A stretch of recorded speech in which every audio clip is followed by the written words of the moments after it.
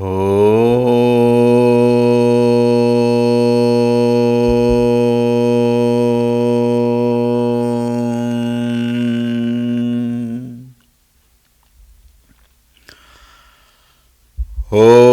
श्री गणेशाय नमः। ओम श्री सरस्वत्यै नमः। ओम श्री गुरुभ्यो नमः।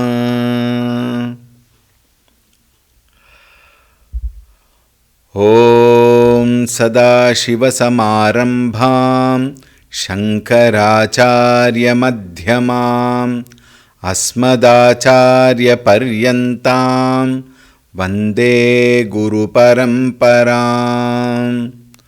ओम श्री सद्गुरुभ्यो नमः।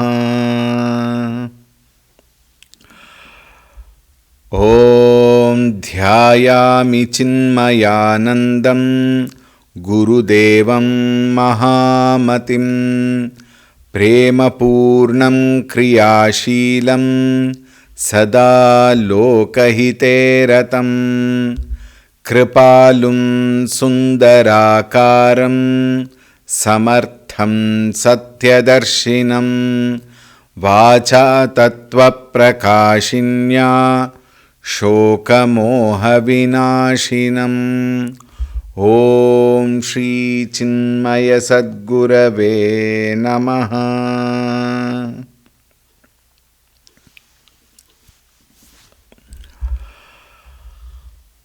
ओम नमो नारायणाय।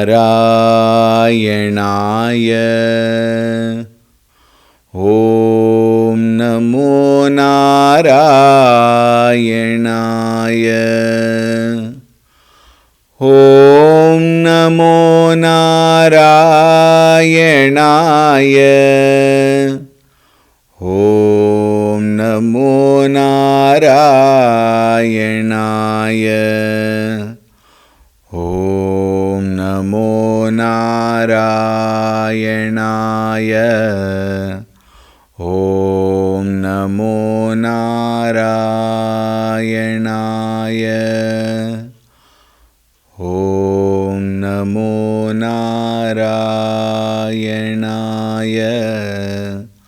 ओम नमो नारायणाय। ओम ऋतगं सत्यं परं ब्रह्म पुरुषं कृष्णपिङ्गलम् ऊर्ध्वरेतं विरूपाक्षं विश्वरूपाय वै नमो नमः। ओम नारायणाय विद्महे वासुदेवाय धीमहि तन्नो विष्णुः प्रचोदयात्। ओम शांति शांति शांतिः।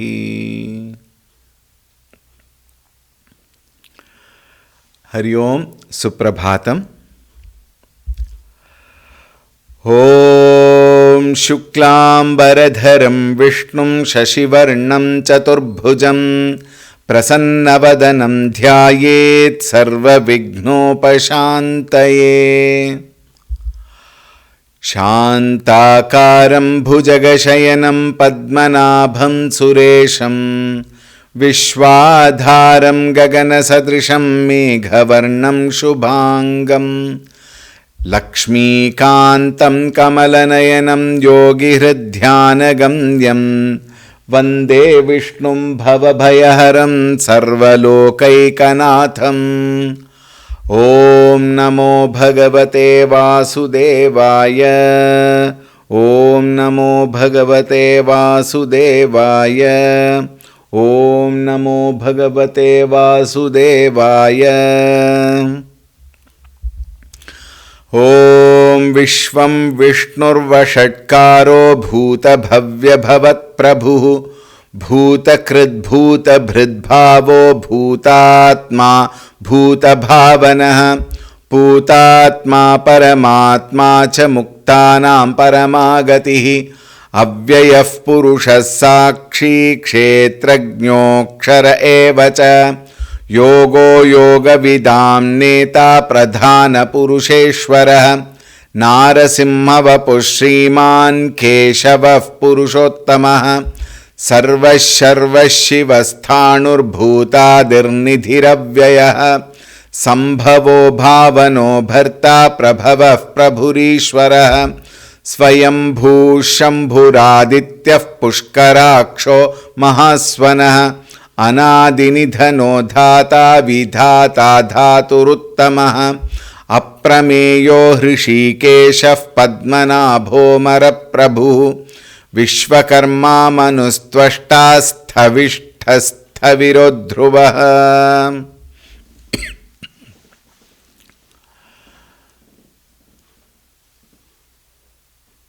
Probably from the next series. Tomorrow also we will chant all this shloka.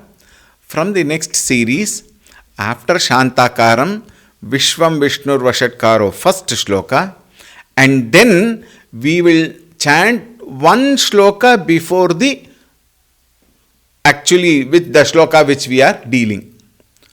That will be sufficient. Rest of it you may practice at your own place, on your own, at your own time. All right.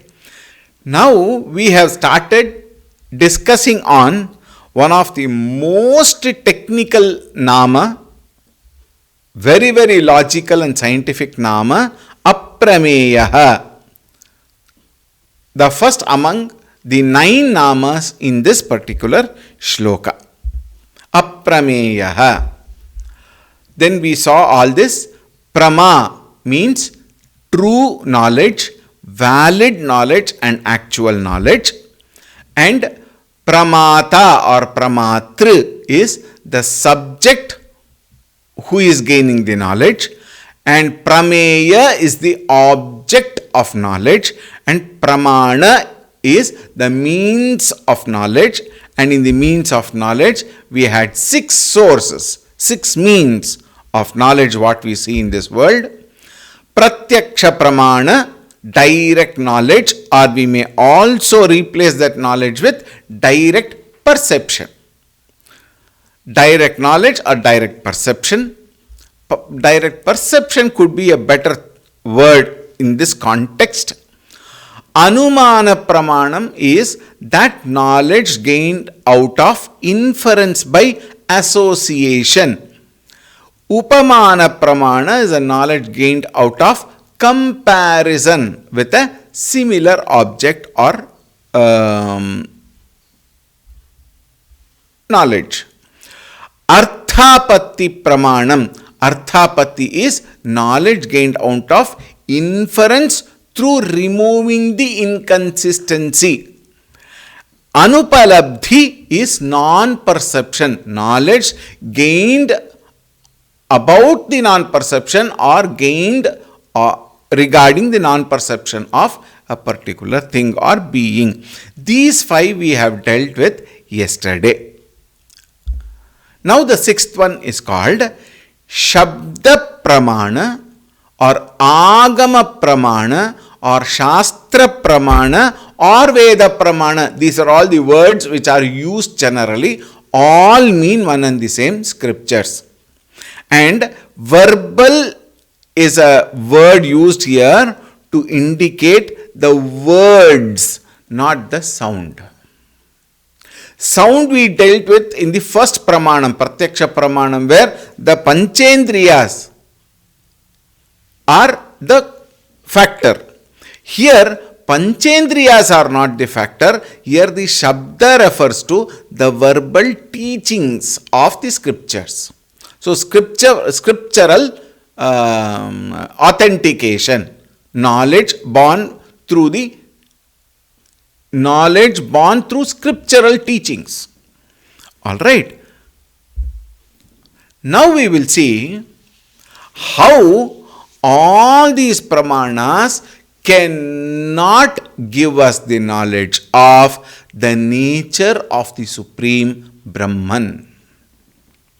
These are all the means of knowledge what we gain. These are the only ways we can gain knowledge. Knowledge of anything and everything. There is nothing beyond these 6. And these 6 cannot reveal the nature of Brahman. That we will see now. Now we will go back again to take up the discussion from the first.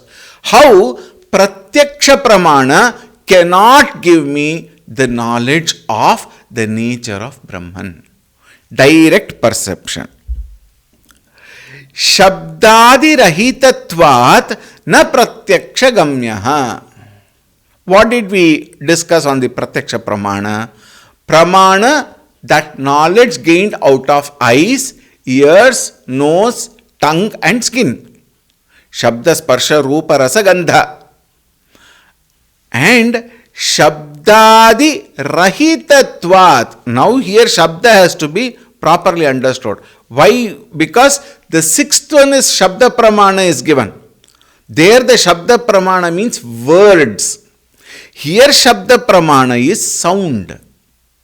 Sound means that which is heard by my ear, a sound which is nothing to do with me now, it is from the external world.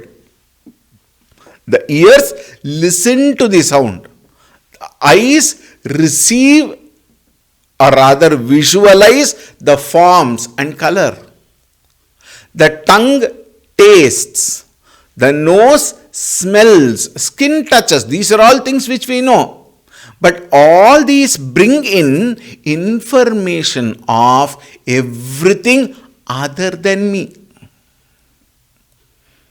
It brings in information from the outer world. Now, in this case, all of them cannot bring the nature of Brahman because they are based on activity of the sense organs.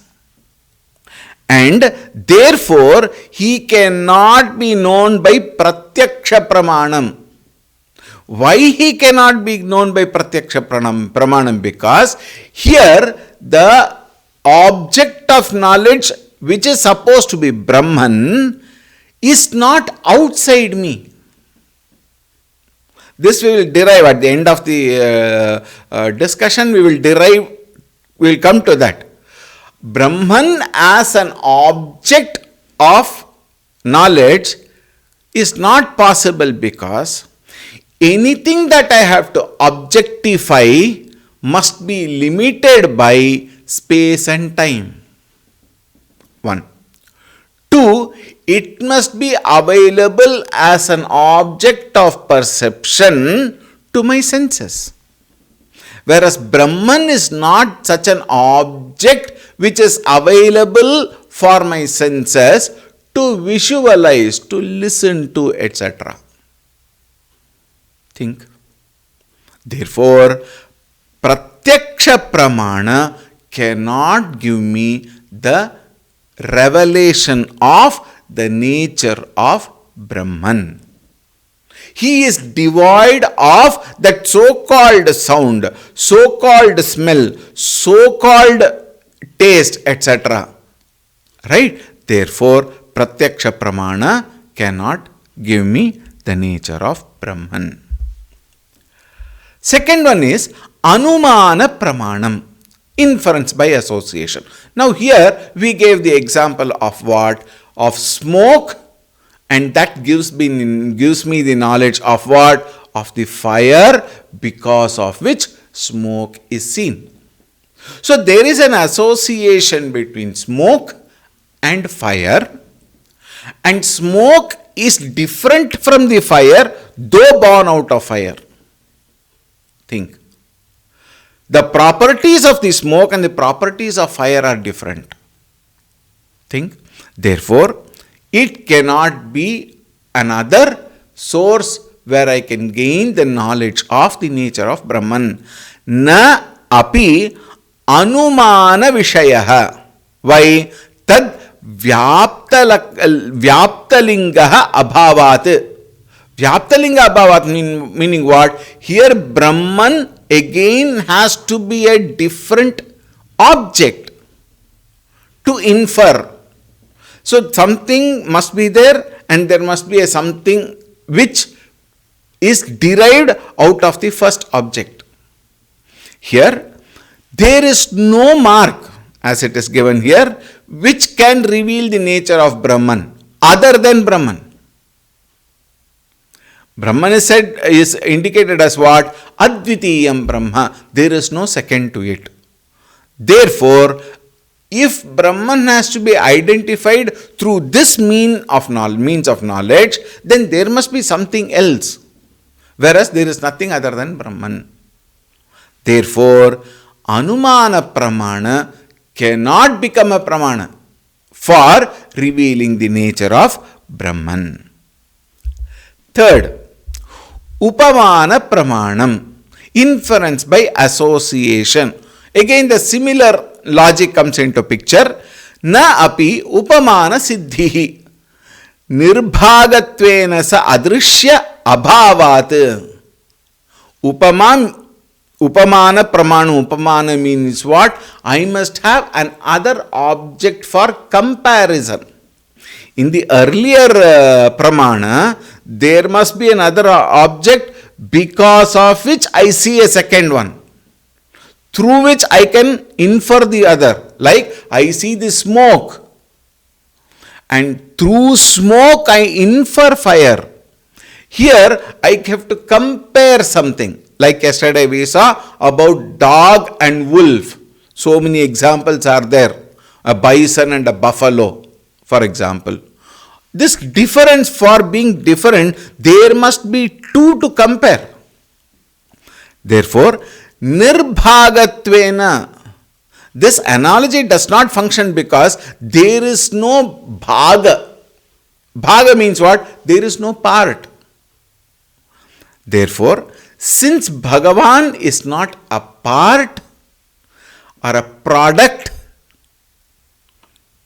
think, Bhagavan is not a part or a product. Therefore, Upamana Pramana is not possible, cannot be applied to gain the knowledge of the nature of Brahman. Na api upamana siddhihi nirbhagatvena adrishyaha.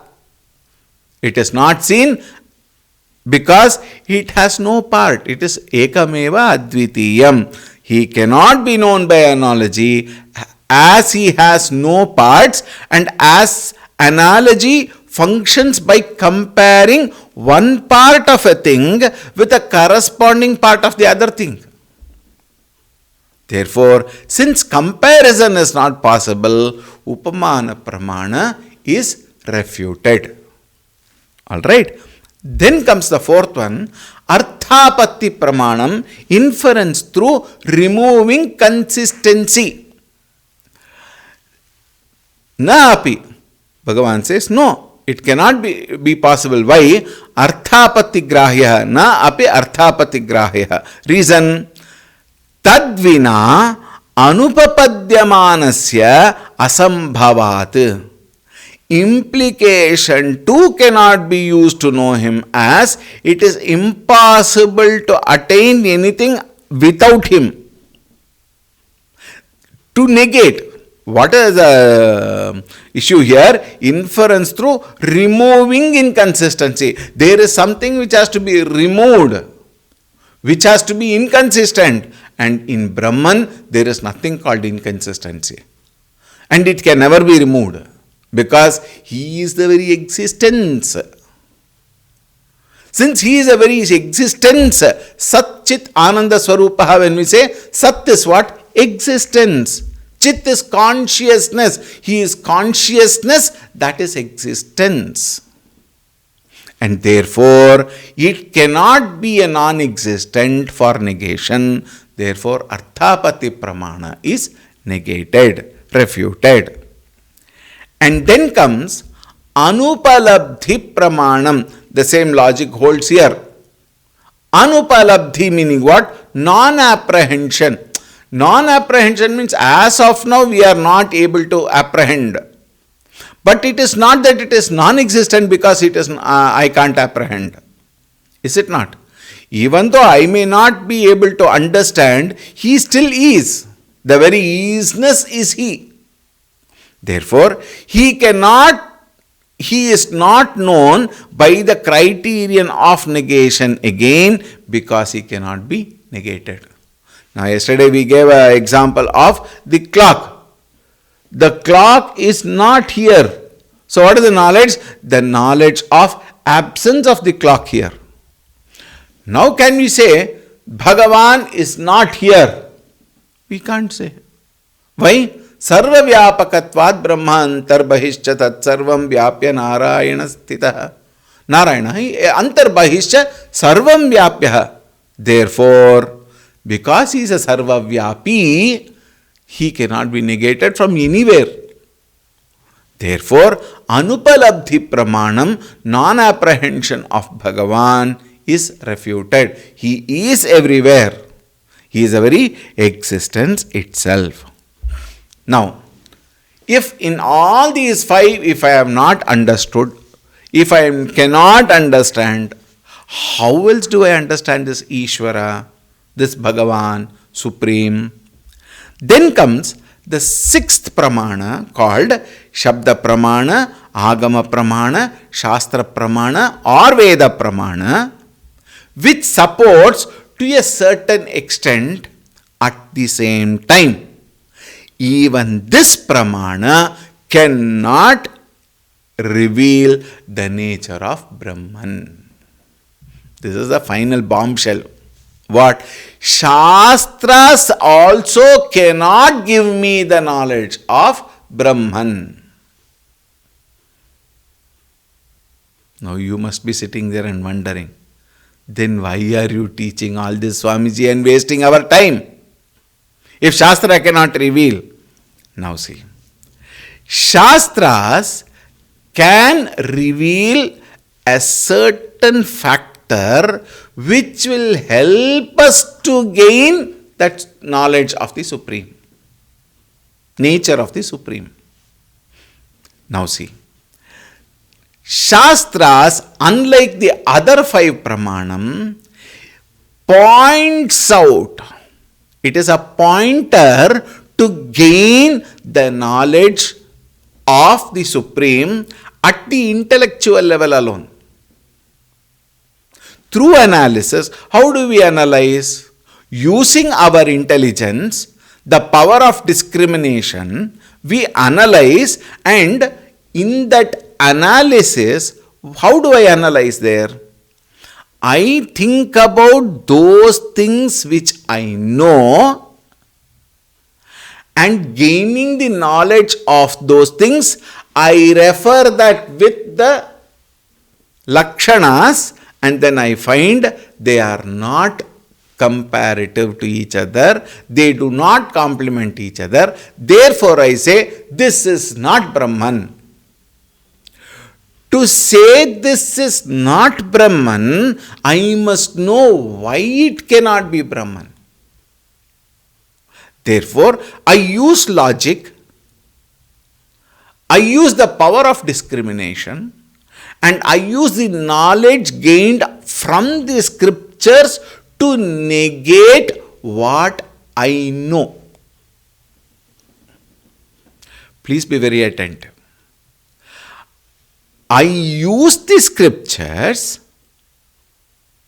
to gain the knowledge that whatever I think, whatever my mind thinks, whatever my intelligence can conceive, all of them are objectified aspect of Bhagavan, and Bhagavan cannot be objectified. Therefore, the knowledge born out of the limited mind and intellect cannot be Brahman. To establish this fact that what I imagine Bhagavan to be is not that Bhagavan, Bhagavan is much beyond. Bhagavan is much different from the concepts born out of my own thinking. And to establish that, Shastras do help. Shastras are required. Otherwise, what will happen? If I don't use the Shabda Pramana, if I don't use the Shastra Pramana, I will get stuck there.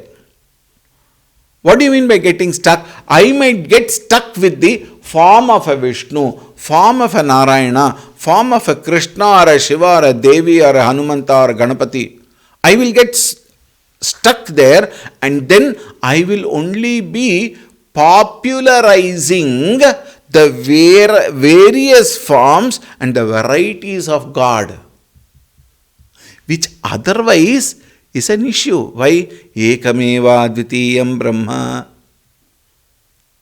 They are all required for me to release myself from my attachments and samsara, so that I may get a direction to think and march forward, and having reached that, I must leave back everything and again still march forward. To that extent where I come to realize I have nowhere to go. I have nowhere to march ahead. I have nothing to look forward to. I don't have anything to seek or search. I am that Brahman. Until then, the marching continues. For the marching to continue in the right direction, Shastras are helpful. Therefore, Shastra revealed two aspects.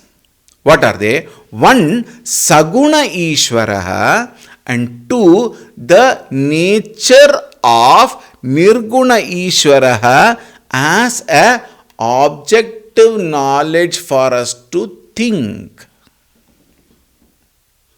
Through right analysis and the difference between Saguna Brahma and Nirguna Brahma, I come to realize that Saguna Brahma is also a milestone.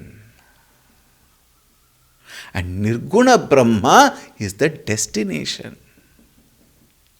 And once I reach Nirguna Brahma, I come to realize there was never a Sarguna Brahma, there was never a samsara, there was never a life what I think I am now. Everything was, is, and will only be that supreme, homogeneous, immutable, everlasting, never-ending, supreme experience. And that is a destination.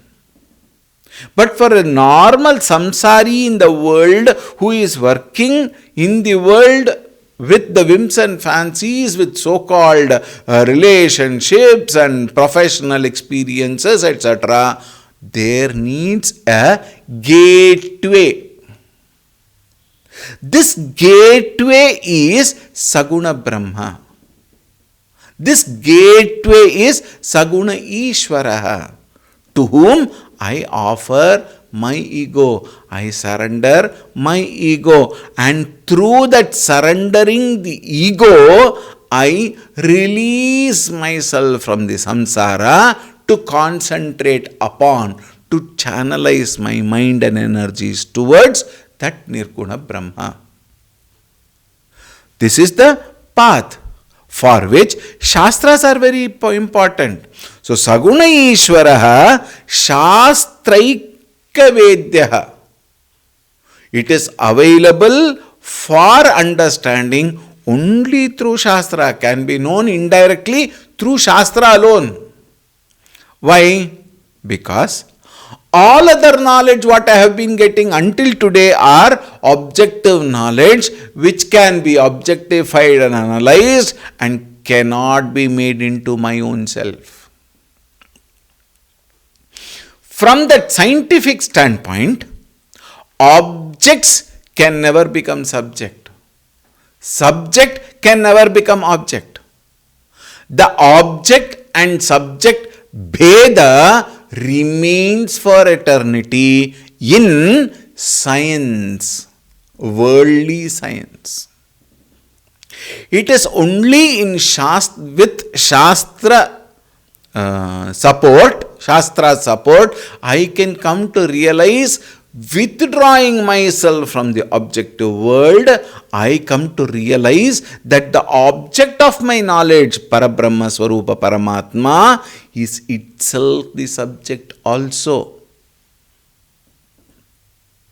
As long as I don't understand the subject itself is that object, subject remains different, object remains different. Once I gain the knowledge of the Supreme and abide by that knowledge, I will understand there is no two, Advitiyam. Right? Further, now, if Ishvara is Shastra Pramana Vedyaha, there should be some Atishaya. Like for example, when we talk of our deities, some Atishayas are there. What is Atishaya? Some unique, something special. Is it not? And every Devata is always praised with certain Atishayas. Think. Atishayas meaning what? I come to know the glory of Bhagavan and I enjoy that glory of Bhagavan, and I am so happy that I can surrender at the feet of such a Bhagavan, whoever can be the Ishta Devata. Kausalya Sukhavardhana Rama. Think. Kausalya Sukhavardhana Rama. Srimad Dasharatha Nandana Rama. Janaki Jeevan Shri Raghurama. Maruti Sevita Taraka Nama. Rama Rama Jaya Rama. I take the name of Bhagavan Shri Ramchandra Ji. I imagine the very glory of that Lord, Kausalya Sutta, and so many incidents that come into my mind, how Bhagavan Shri Rama surrendered at the feet of his mother and he explicitly revealed his love for his mother. All that we see, and in that emotional, feelings, I drown myself. I enjoy that, that very nature of the Lord. Or think of Krishna, Adharam Madhuram, Vadanam Madhuram, Nayanam Madhuram, Hasitam Madhuram, Hridayam Madhuram, Gamanam Madhuram, Madhuradhipate Rakhilam Madhuram. Madhura Adhipate Akhilam Madhuram. Bhagavan Shri Krishna, everything is Madhuram. Therefore, he is the best diabetic patient, Gurudev would say. Everything is sweet in him. Think, naturally sweet. Therefore, his walking is sweet, his talking is sweet, his eyes are beautiful, his little feet are beautiful. So many things we observe, we enjoy, we look at his picture. So many pictures reveal so much of beauty of Bhagavan Shri Krishna. And you talk of Bhagavan Shiva, Apatalana bhastalanta bhuvana brahmandama visphurat. Jyotisphatika mauli vilasat purnendu vantamrtai. Astoka plutamekamisha manisham rudranuva kanjapan. Dhyaye deepsita siddhaye dhruvapadam viprobhishinje chivam. Think. Shiva, I look at him, I imagine his sitting in meditation at the top peak, at the peak of Himalayas or Kailasa Parvata, wearing a tiger skin or a deer skin. Think, one snake. It appears, for a common man, it appears, what is this? But then all of them reveal certain truth in the Shiva. Think. Sindhuraruna vigraham trinayanam manikya maulis phurat. Devi. Taranayaka shekharam smita mukhim apina vakshoruham पाणिभ्यामलिपूर्णरत्नचषकं रक्तोत्पलं बिभ्रतीं सौम्यां रत्नघटस्थरक्तचरणां ध्यायेत् परामम्बिकां. So many deities. For what? For this mind to relish the atishaya of that devata and surrender at the feet of such a devata.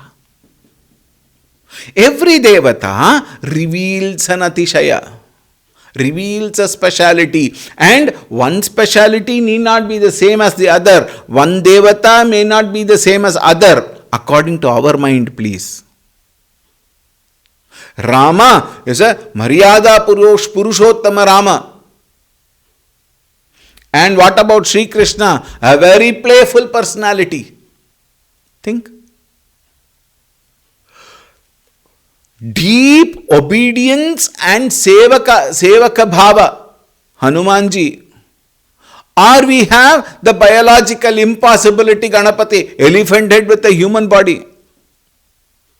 All these are atishayatvam. Why is that? Because I don't possess any of them.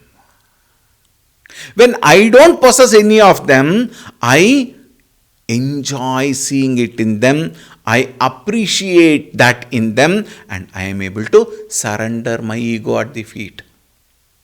Therefore, Ishvara as a Saguna Brahma can be revealed indirectly through the scriptures. You call it Ramayana, you call it Mahabharata, etc. Alright. Further, atishayas can only be of these five. What is that? Riddhi, Jati, Guna, Sambandha or Karma. Everything can be brought within these five. What is Riddhi? Name, fame, glory, etc. Glory of what? Riddhi. Riddhi is Nama. Based on any of them, with all of them also. Like for example, Param Puja Gurudeva Swami Chinmayananji. One personality, but an institution in himself, have transformed millions of people all over the globe. And not only that, he has touched the heart of every section of the personality, every section of the community. Children, Balvihar. Youth, Yuva Kendra. Ladies, Devi group. Elders, study group. Bhajans, yoga. Now, Vishwavidyapitha has been started. All these reveal the glory of one Mahatma who lived in this earth and who was able to uplift the very thinking quality of human beings. We have very wonderful such personalities. One Swami Vivekananda, one Ramakrishna Paramahamsa, one Ramana Maharshi, one Mata Amritanandamayi, one Sharda Devi. Think. They all reveal certain aspects which are glorified. Why is it glorified? Because I am not able to live that kind of a life. Therefore, I see the supremacy, superiority in that life, and I glorify that life. Riddhi. Then what else can become greater? Jati. Jati here does not mean the caste system. That is a foolish thing which human beings have started. Absolutely irresponsible. Jati here refers to species. 84 lakhs of species. But we will find all these species are different from each other. Therefore, here Bhagavan cannot be defined with a speciality of a species, because he is the Adhisthana for all these species.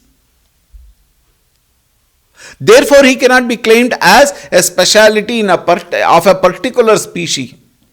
So, jati is negated. Guna. Guna is what? quality. And what is he termed as? Nirguna Brahma.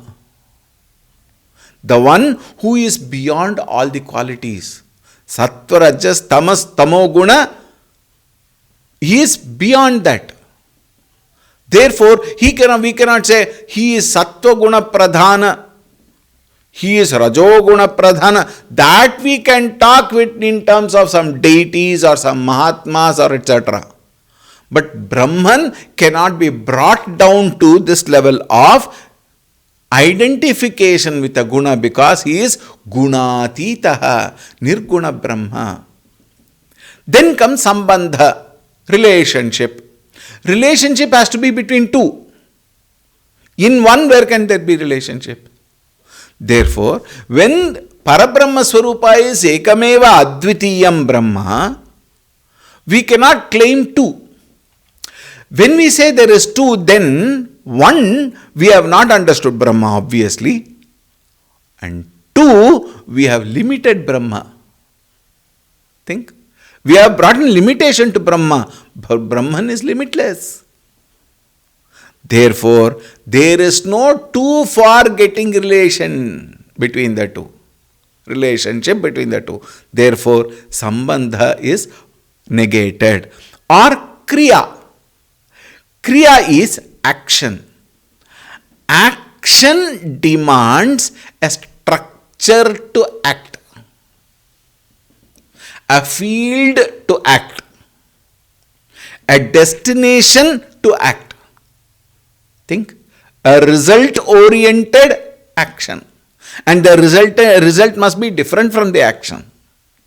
Think.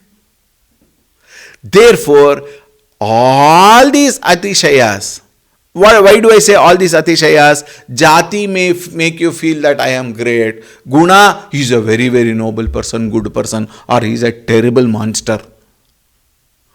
All those differences come in all these things, and Brahma Tattva has no differences. Therefore, all these atishayas are falsified, negated. Think.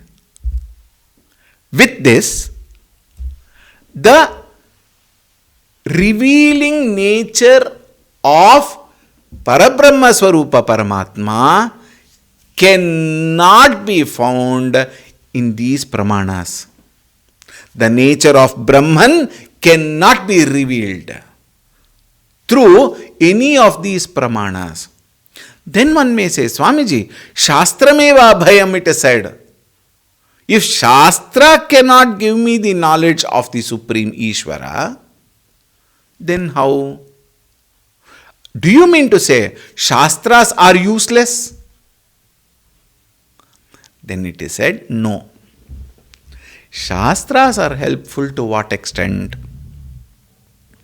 Now we see, through the Shastra, we have at best, first of all, come to know that there is a Brahman.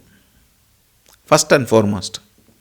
Otherwise, what is it that can reveal that there is a Supreme? Think. It is only Shastra which gave us the knowledge of there is a Brahman and that is you.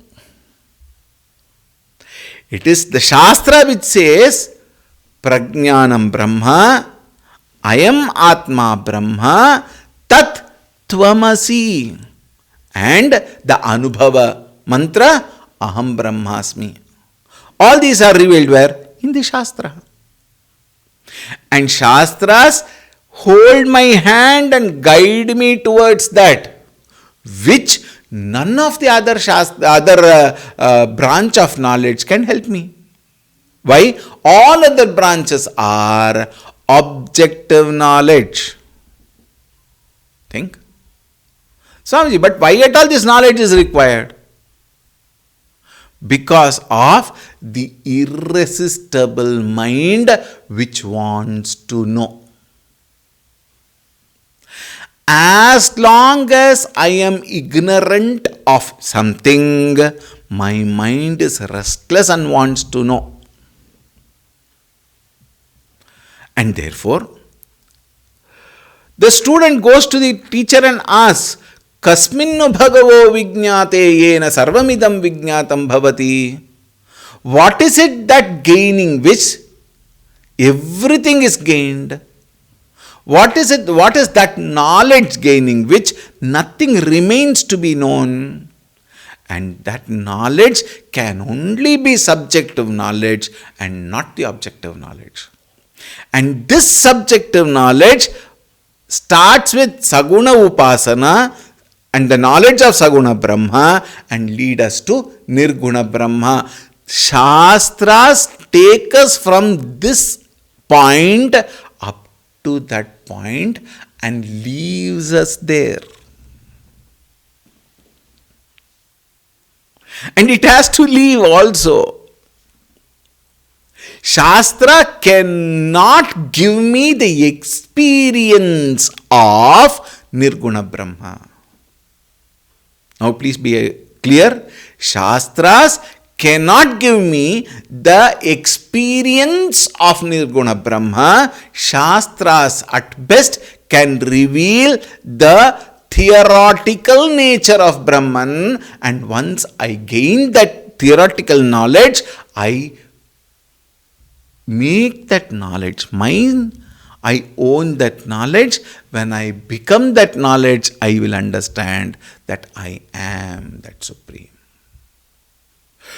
To come to understand that I am that Supreme, it is my own effort that will take me there. Shastras can only take me to the threshold. Therefore, from the highest standpoint, Shastra also is one notch below from the experience of Brahman. Therefore, it is said, Prameyaha. That Supreme Brahman cannot be known by any external means of knowledge. It has to be known by one's own anubhava. Brahmavida apnoti param. Brahmavit apnoti param. The one who gains the knowledge of the Brahman attains Brahman. We will continue tomorrow. Om Shanti Shanti Shanti. Harihi Om. Shri Gurubhyo Namaha. Harihi Om.